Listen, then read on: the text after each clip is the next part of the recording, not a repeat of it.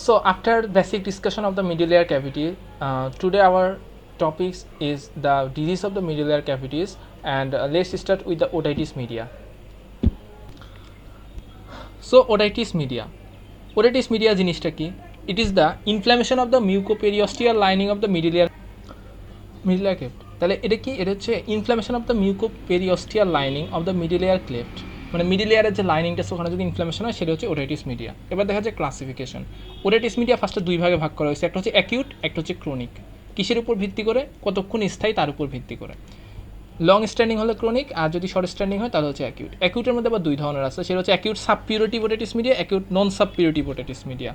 নন সাবপিউরেটিভের একটা উদাহরণ হচ্ছে ব্যারোট্রমাটিক ওটাইটিস মিডিয়া। এবার দেখা যাক chronic otitis media. Chronic otitis media আবার দুই ধরনের, একটা হচ্ছে ক্রনিক স্পেসিফিক, একটা হচ্ছে chronic non specific. Chronic specific যেটা, তার উদাহরণ হচ্ছে টিবি, সিফিলিস। আর ক্রনিক নন স্পেসিফিকের মধ্যে আবার দুইটা আছে, একটা হচ্ছে ক্রনিক সাবপিউরেটিভ ওটাইটিস মিডিয়া আর ক্রনিক নন সাবপিউরেটিভ ওটাইটিস মিডিয়া।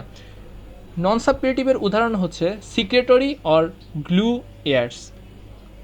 আর ক্রনিক সাবপিউরেটিভ ওটাইটিস মিডিয়ার মধ্যে দুইটা আছে, একটা হচ্ছে টিউবো টিম্প্যানিক ভ্যারাইটি যেটা হচ্ছে সেফ অর মিউকোসাল ভ্যারাইটিও বলা হয়, আর আরেকটা হচ্ছে অ্যাটিকো অ্যান্ট্রাল ভ্যারাইটি বা যেটা হচ্ছে আনসেফ মেইনলি, অ্যাটিকো অ্যান্ট্রাল ভ্যারাইটি বা স্কোয়ামোসাল ভ্যারাইটি। এখন টিউবো টিম্প্যানিক ভ্যারাইটি বা তিনটে আছে, একটা হচ্ছে অ্যাক্টিভ আছে, কিছু আছে ইনঅ্যাক্টিভ, অ্যান্ড কিছু আছে হিল্ড। আর স্কোয়ামোসাল ভ্যারাইটির মধ্যে একটা হচ্ছে অ্যাক্টিভ আর একটা হচ্ছে inactive. After classification now, what is the common in infant and children, মানে ওটাইটিস মিডিয়া হচ্ছে ইনফ্যান্ট অ্যান্ড চিলড্রেনে কমন কেন? কারণ কিছু আছে। এক নম্বর হচ্ছে short and more transverse tube, ওদের ট্রান্সভার্স টিউবটা হচ্ছে ট্রান্সভার্সলি প্লেস থাকে। এরপর হচ্ছে চিলড্রেনের অ্যাডেনোয়ার্সের বেশি হয়, তাহলে অ্যাডেনোয়ার্সের জন্য।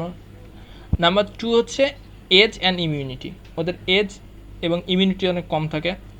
এরপরে congenital anomaly like cleft palate, এছাড়াও recurrent upper respiratory tract infection এগুলোর ক্ষেত্রে কমন হয়।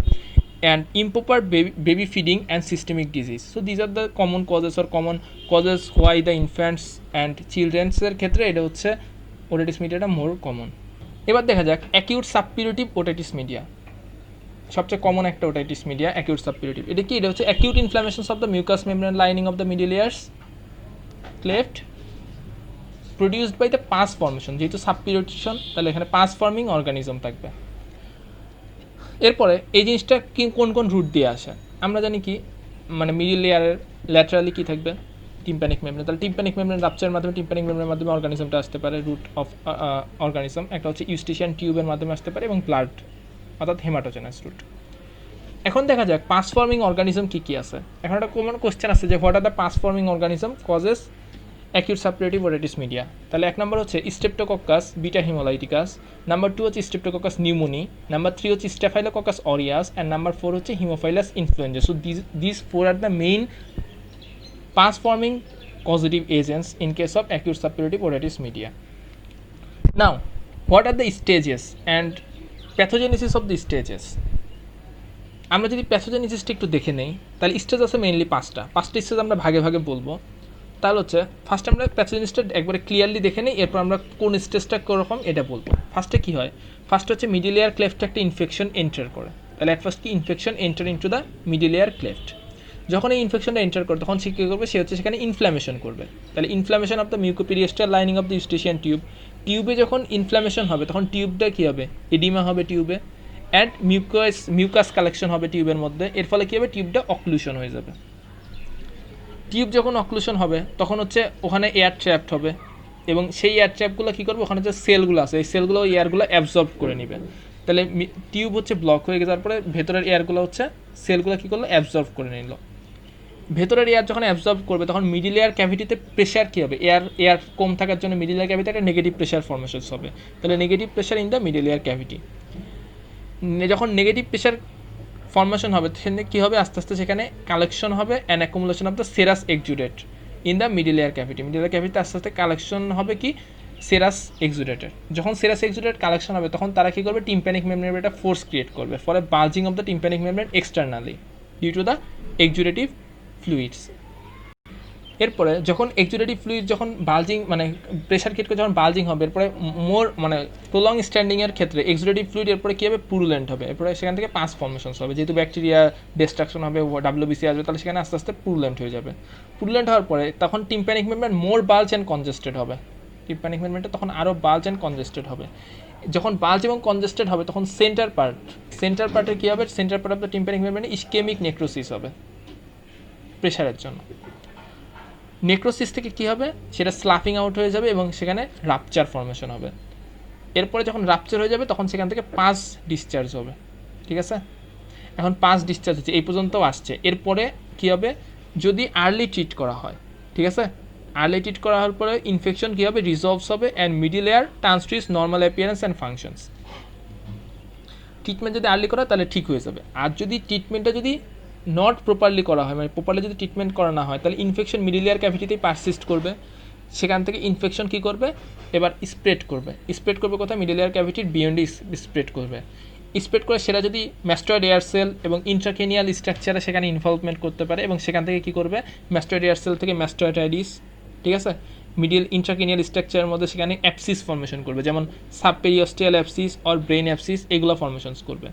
এবার দেখা যাক যে হচ্ছে আমাদের স্টেজ কী কী আসতেছে। এই হচ্ছে টোটাল প্যাথোজেনেসিস, অর্থাৎ ওটাইটিস মিডিয়া হওয়ার থেকে শুরু করে শেষ পর্যন্ত এমন। এবার দেখা যাক হচ্ছে আমাদের স্টেজগুলো কী কী। ওয়ান স্টেজ ছিল ইনফেকশন এন্ট্রি করা থেকে নেগেটিভ প্রেশার ক্রিয়েট হওয়া পর্যন্ত। এই পর্যন্ত যে স্টেজটা, এটাকে বলা হয় স্টেজ অফ টিউবাল অক্লুশন। কারণ কি, এখানে হচ্ছে টিউবটা অক্লুডেড হয়েছে, ইউস্টেশন টিউব অক্লুশন আছে, তাহলে এই স্টেজ অফ টিউবাল অক্লুশন।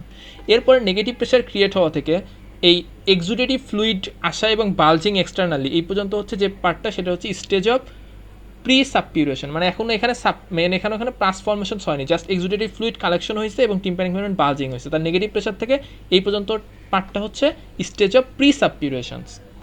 এরপরে এক্সুডেটিভ ফ্লুইড যখন পুরুলেন্ট হয়, এখান থেকে শুরু করে পাস ডিসচার্জ পর্যন্ত এই পার্টটা হচ্ছে স্টেজ অফ সাবপিউরেশন, কারণ এখানে পাস ফর্মেশনস হয়েছে। এরপর স্টেজ অফ সাবপিউরেশনের পরে দুইটা পার্ট আছে, একটা পার্ট হচ্ছে স্টেজ অফ রিজলিউশন, যদি ঠিক হয়ে যায় আমরা আর্লি ট্রিটমেন্ট করি, অথবা সেকেন্ড পার্টটা হচ্ছে stage of complication. Stage of complication যদি আমরা নট ট্রিট করি, তাহলে এর সাথে সাথে আমরা একটু কমপ্লিকেশনগুলোও দেখে নিই যে এখান থেকে কী কী কমপ্লিকেশন হইতে পারে। স্টেজ অফ কমপ্লিকেশন থেকে আমরা হচ্ছে অ্যাকিউট সাবপিউরেটিভ ওটাইটিস মিডিয়ার কমপ্লিকেশনগুলোও বলে দিতে পারি যে কমপ্লিকেশন কী কী আছে। এখান থেকে তো আমরা জানি, এক নম্বর হচ্ছে মাস্টার্টাইটিস এবং অ্যাপসিস কী কী আছে, সাবপেরিওস্টিয়াল অ্যান্ড ব্রেন অ্যাপসিস।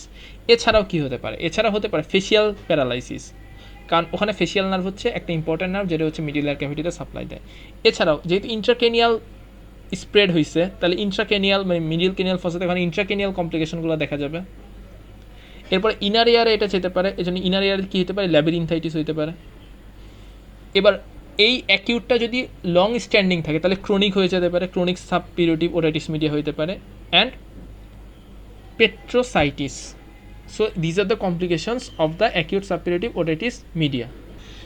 এবার দেখা যাক এরকম একটা পেশেন্ট আসছে, তো আমরা ম্যানেজ করবো কীভাবে। ম্যানেজ করার ক্ষেত্রে আগে আমাদের বুঝতে হবে যে পেশেন্টটা কোন স্টেজে আছে। তো আমরা কিছু ক্লিনিক্যাল ফিচার আছে এবং কিছু সাইন আছে, যেগুলোর উপর ভিত্তি করে আমরা স্টেজটা আগে দেখবো যে সে আসলে তার ওটাইটিস মিডিয়াটা কোন স্টেজে আছে। তাহলে যদি তার টিউব অক্লুশন থাকে, মানে ফার্স্ট স্টেজ যেটা স্টেজ 1 টিউবাল অক্লুশন, যদি তার টিউব অক্লুশন থাকে তখন তার ফিচার কেমন হবে, তার এয়ার একটা মাইল্ড হবে, মাইল্ড এয়ার রেক। তারপর হচ্ছে ফুলনেস অ্যান্ড হ্যাভিনেস, যেহেতু তার ফ্লুইড কালেকশন হচ্ছে, এবং মাইল্ড কন্ডাক্টিভ ডিফনেস।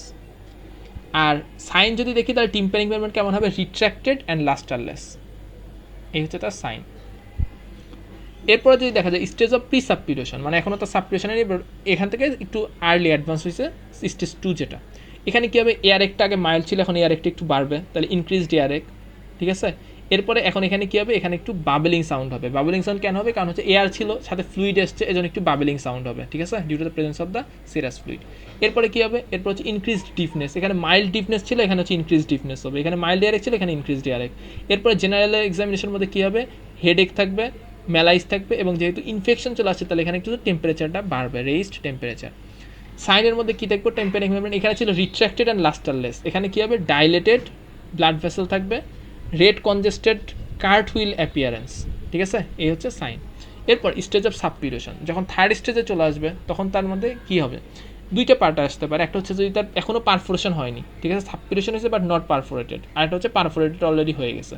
যদি নট পারফোরেটেড হয় তাহলে এই সাইনগুলো আরও বেশি পাবো, যেমন কি increased earache, increased deafness, increase temperature, মানে এই জিনিসগুলো আরও বেশি পাবো, ঠিক আছে।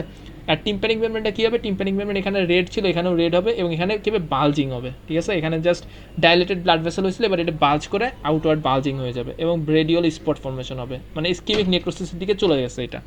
এরপরে পারফোরেশন কি, যদি ইস্কেমিক নেক্রোসিস থেকে স্লাফিং হয়ে পারফোরেটেড হয়ে যায়, তখন সেখান দিয়ে অটোরিয়া হবে। অটোরিয়া মানে ভেতরের জিনিসগুলো আস্তে আস্তে বের হয়ে আসবে কান দিয়ে।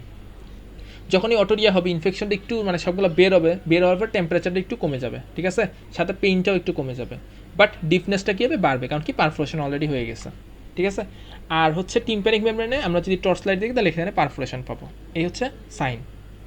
এরপরে দেখা যাক স্টেজ অফ রিজলিউশন, মানে কি 4 নম্বর স্টেজ। যেটা স্টেজ অফ রিজলিউশনে কী হয়, এখানে হচ্ছে উইদাউট পারফোরেশন হইতে পারে অথবা উইথ পারফোরেশন হইতে পারে। এটা হচ্ছে হিলস, এটা হচ্ছে হিল আপ স্টেজ আর কি। যদি আমরা আর্লি ট্রিটমেন্ট করি তাহলে হচ্ছে এখানে হিল হয়ে যাবে, অথবা কিছু কমপ্লিকেশন লেফট বিহাইন্ডে রাখতে পারে। এরপর হচ্ছে stage of complication. Stage of complication যদি সে স্টেজ অফ কমপ্লিকেশনের টাইমে আসে তখন তার কিছু এক্সট্রা কমপ্লিকেশন হয়ে যাবে, ঠিক আছে, যেমন কি পারসিস্টেন্ট অটোরিয়া অ্যান্ড ডিফনেস, এরপর হচ্ছে ভার্টাইগো অ্যান্ড হেডেক, এরপরে তার টেম্পারেচার আবার বাড়বে, ইনক্রিজ টেম্পারেচার, কারণ এখন এখানে স্প্রেড হয়েছে, ঠিক আছে। তারপর হচ্ছে ফেসিয়াল প্যারালাইসিস, এই স্টেজ অফ কমপ্লিকেশনস। এরপরে ইনভেস্টিগেশন, এখানে এই পেশেন্টগুলোকে আমরা কি ইনভেস্টিগেশন করবো, ফার্স্টে আমরা তার ব্লাডে কী করবো, ব্লাডে হচ্ছে আরএমই করবো, রুটিন মাইক্রোস্কোপিক এক্সামিনেশন। পাসে কী করবো, কালচার সেন্সিটিভিটি করবো। এরপর হচ্ছে এখানে সোয়াব নিয়ে কালচার সেন্সিটিভিটি করবো। এরপর হচ্ছে এক্সরে করবো। এক্সরে কি, এক্সরে হচ্ছে ম্যাস্ট্রয়েড টাউন ভিউ, ঠিক আছে, ম্যাস্ট্রয়েড টাউন ভিউ হচ্ছে একটা এক্সরে করবো। এরপর হচ্ছে অডিওগ্রাম দেখবো। অডিওগ্রাম হচ্ছে ইন আর্লি স্টেজে দেখা হয়।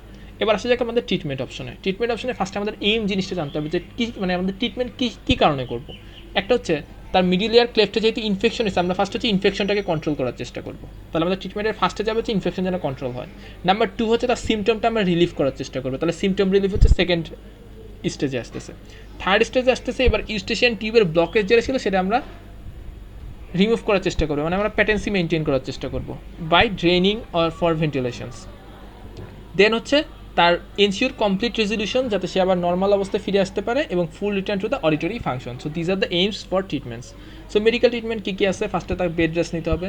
তার যেহেতু পেইন হয়, এখানে পেইনের জন্য আমরা প্যারাসিটামল 500 mg দিতে পারি 3 times up to the pain, till the pain reduces, until the pain reduces. দেন হচ্ছে অ্যামোক্সিসিলিন অ্যান্টিবায়োটিক্স, অ্যামোক্সিসিলিন 250 mg দিন 3 times per day for 7 days.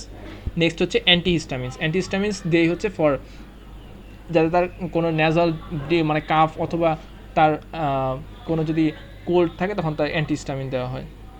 এরপর আমরা কী দেবো, এরপর আমরা নেজাল ডিকনজেস্ট্যান্ট দিতে পারি, যেমন কি oxymetazoline 3 to 4 drops 3 times per day for 14 days, সেটা নেজাল ডিকনজেস্টেন্ট হিসেবে দিতে পারি।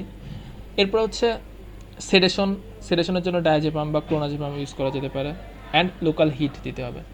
এখন দেখা যাক লোকালি কী ট্রিটমেন্ট, এটা যে মেডিকেল ট্রিটমেন্ট, সেভাবে দেখা যায় লোকাল ট্রিটমেন্ট। লোকাল ট্রিটমেন্ট দুইভাবে ভাগ করতে হবে, একটা হচ্ছে পারফোরেশন হওয়ার আগে কিছু লোকাল ট্রিটমেন্ট আছে, আর পারফোরেশন হয়ে গেলে কিছু ধরনের আছে। পারফোরেশন হওয়ার আগে কী করতে পারি, যদি আমরা দেখি যে ইয়েলো স্পট দেখা যাচ্ছে এবং তার সাথে ইন্টেন্স পেইন আছে, তখন আমরা মাইরিনগোটমি করে দিই, ঠিক আছে, মাইরিনগোটমি করি। এছাড়া আমরা কী করবো, ওয়েট ড্র্যাপিং উইথ সাকশনস, তাহলে ওয়েট ড্র্যাপিং অ্যান্ড সাকশন, তাহলে এটা হচ্ছে পারফোরেশনের আগে। আর যদি পারফোরেশন হয়ে যায় তখন কী করা হয়, অরাল টয়লেটিং। নাম্বার 2 হচ্ছে antibiotic gentamicin or chloramphenicols. Number 3 হচ্ছে antihistamines, and advised for myringoplasty if perforation persist. যদি পারফোরেশন পারসিস্ট থাকে তাহলে আমরা মাইরিনগোপ্লাস্টি করার অ্যাডভাইস দিব। আর সার্জিক্যাল ট্রিটমেন্টের মধ্যে কী আছে, কর্টিক্যাল ম্যাস্টয়েডেক্টমি ফর অ্যাকিউট ম্যাস্টয়েডাইটিস। যদি তার অ্যাকিউট ম্যাস্টয়েডাইটিস থাকে তাহলে হচ্ছে কর্টিক্যাল ম্যাস্টয়েডেক্টমি করবো, ঠিক আছে, যদি পেশেন্টগুলো যদি রেসপন্স না করে। তো আজকের মতো এতটুকুই। Thank you all for watching.